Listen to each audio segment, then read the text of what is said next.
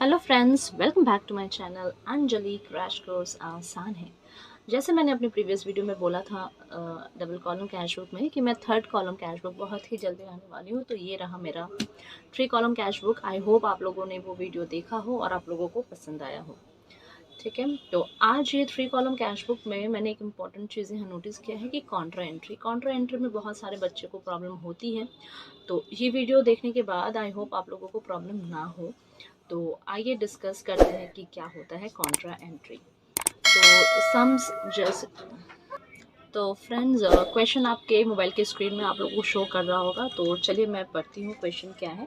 Prepare three column cash book with cash bank and discount column from the following information. Cash in hand 7500, cash in hand okay. Bank overdraft दिया है। Paid wages, cash sales, cash deposited into bank. देखिए यहाँ पे cash भी है और bank term भी use हो रहा है। ठीक है, तो इसी से हम लोग कॉन्ट्रा एंट्री करेंगे। चलिए आगे देखते हैं। Good purchase and paid by cheque ₹2000, paid rent 500, drew from bank for personal use, salary paid. तो हमारा पहला एंट्री क्या है, टू कैश इन हैंड। तो हम लोग यहाँ पे डेट देख के लिख देंगे September 1st 2012 to balance BD 7500। अब हमारा September 1st को ही क्या है, बैंक ओवरड्राफ्ट।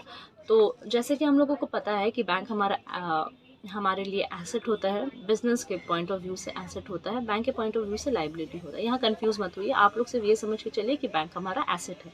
ठीक है, तो जब ओवरड्राफ्ट दिया है तो हम लोग क्या करेंगे, यहाँ पे बाय बैलेंस BD करके अमाउंट कहाँ लिख देंगे, बैंक में 3500।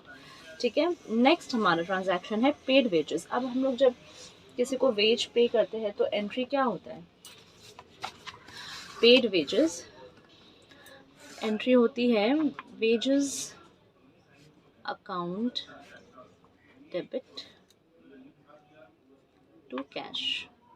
ठीक है, अब ये टू कैश हम लोग लेजर में सीखे हैं कि कैसे जनरल से लेजर में ट्रांसफ़र किया जाता है। तो वेजेस अकाउंट है टू कैश हो रहा है, तो वेजेस का एक हम लोग पर्टिकुलर लेजर बनाएंगे, वहाँ पे हम लोग वेजेस अकाउंट लिख करके वहाँ पे टू कैश लिखेंगे। और हालांकि ये टू कैश है नीचे, तो कैश का जो लेजर है उसमें हम लोग क्या लिखेंगे, बाय वेजेस।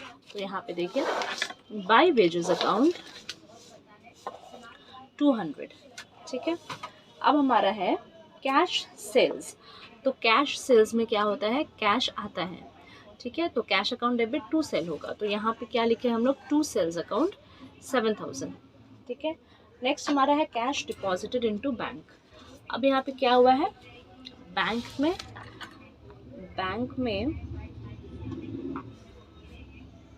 कैश डिपॉजिट हो गया है। ठीक है, तो इससे क्या हुआ, हमारा बैंक जो है वो बढ़ा, बैंक का अमाउंट, और कैश घट गया। हमारे पास कैश था, ठीक है, हम लोगों ने कैश दे करके बैंक में जमा कर दिया। तो हमारे पास एट प्रेजेंट हैंड में तो कैश नहीं है, तो कैश गया, बैंक का अमाउंट लेकिन क्या हो गया, इंक्रीज हो गया। ठीक है, तो हम लोग क्या लिखेंगे यहाँ पे, देखिए एकदम गौर से देखिएगा, बहुत ईजी है। कॉन्ट्रा एंट्री बोल के एकदम टफ कर कुछ नहीं है, बहुत ईजी है। ठीक है, अब यहाँ पे क्या हुआ है, यहाँ पे कैश का कॉलम है। ठीक है, लेकिन तब भी हम लोग यहाँ पे क्या लिखेंगे, टू कैश अकाउंट। क्यों, क्योंकि bank account debit to cash हुआ है। ये एंट्री क्या हुआ है हमारा, बैंक डिपॉजिट का एंट्री क्या होगा, bank account debit to cash account होगा ना। ठीक है, तो यहाँ पे क्या हुआ, हमारा बैंक इंक्रीज हुआ है लेकिन कैश तो डिक्रीज हुआ है। तो उसी तरीके से हम लोग क्या लिखेंगे, यहाँ पे यहाँ हम लोग अमाउंट लिखेंगे बैंक में। ठीक है, बैंक के कॉलम में हम लोग अमाउंट लिखेंगे। यहाँ पे देखिए C मैंने लिखा है, इसको स्पेसिफाई करना पड़ता है कि कॉन्ट्रा एंट्री है, तो यहाँ पे हम लोग C लिख देंगे। या फिर आप नीचे नोट बना के भी लिख सकते हैं कि on this date contra entries were made, और ऐसा। ठीक है, तो क्या हुआ, यहाँ पे 4000 टू कैश लिख करके हम लोग कहाँ लिख दिए, बैंक में। अब यहाँ पे क्रेडिट साइड में हम लोग क्या लिखेंगे, बाय बैंक बोल करके लिखेंगे हम लोग कैश में। ठीक है, क्योंकि ये देखिए bank account debit to cash हुआ है, इसलिए। समझ में आया। ठीक है, तो अल्टीमेटली लेजर वही हो जा रहा है, क्योंकि देखिए ये दोनों अकाउंट है ना यहाँ पे हम लोग के पास। तो हम लोग यहाँ पे बैंक नेक्स्ट ट्रांजैक्शन है हम लोग का good purchase and paid by cheque. Purchases, जब गुड परचेज होता है तो उसका जनरल एंट्री क्या होता है, purchase account debit to bank. तो यहाँ पे हम लोग लिखेंगे बाय परचेजेस अकाउंट, अमाउंट हम लोग लिख देंगे कहाँ पे, बैंक में, ठीक है। पेड रेंट है तो by rent account debit, sorry journal entry क्या होता है, rent account debit to bank. तो हम लोग यहाँ पे क्या लिखेंगे, बाय रेंट अकाउंट 500। और यहाँ पे क्या हुआ, Drew from bank for personal use, तो ड्रॉइंग अकाउंट डेबिट, यहाँ एक सेकेंड एक मिनट। तो इसका एंट्री क्या होता है, drawing account debit to cash. तो हम लोग यहाँ पे क्या लिखेंगे, बाय ड्राइंग्स, और कैश में अमाउंट हम लोग लिख देंगे 400, ठीक है। अब लास्ट हमारा है क्या, सैलरी पेड। तो salaries account debit to cash होता है, तो यहाँ पे क्या लिखेंगे, बाय सैलरीज,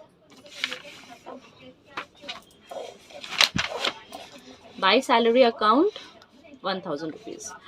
अब यहाँ पे हम लोग क्या करेंगे, ये टोटल करेंगे, ठीक है। इसका टोटल हो गया, इसका टोटल हो गया, हालांकि ये ओवरड्राफ्ट था, ठीक है, तो इसी का ज़्यादा आएगा। ये ओवरड्राफ्ट हम लोग का है 5900, ठीक है। और यहाँ पे 14500, और यहाँ बैंक में हमारा आ रहा है कितना, 5900, और यहाँ कैश में हमारा सेम वही है। अब हम लोग क्या करेंगे, इसका डिफरेंस निकालेंगे, वही जैसे सब में करते हुए आए। अकाउंट में इसका बाय बैलेंस सीडी कर देंगे इतना अमाउंट, और फिर ये बाय बैलेंस सीडी जो है इसको हम लोग क्या करते हैं, नेक्स्ट मंथ में बॉट फॉरवर्ड करते हैं। तो टू बैलेंस बीडी 8800, और यहाँ पे जो ओवरड्राफ्ट है, ओवरड्राफ्ट को भी हम लोग बॉट फॉरवर्ड करके यहाँ पे लिख देंगे बैंक के कॉलम में। तो काउंटर एंट्री का कॉन्सेप्ट क्या क्लियर हुआ है, प्लीज़ कमेंट करके बताइए, और अगर नहीं हुआ तो मैं आप लोगों को फिर से अच्छे से एक्सप्लेन करने वाली हूँ। So don't worry, and till then stay tuned for more upcoming videos. I'm going to start many new topics, many new subjects, so please be bear with me. Till then, keep learning, keep revising, keep growing. Thank you for watching.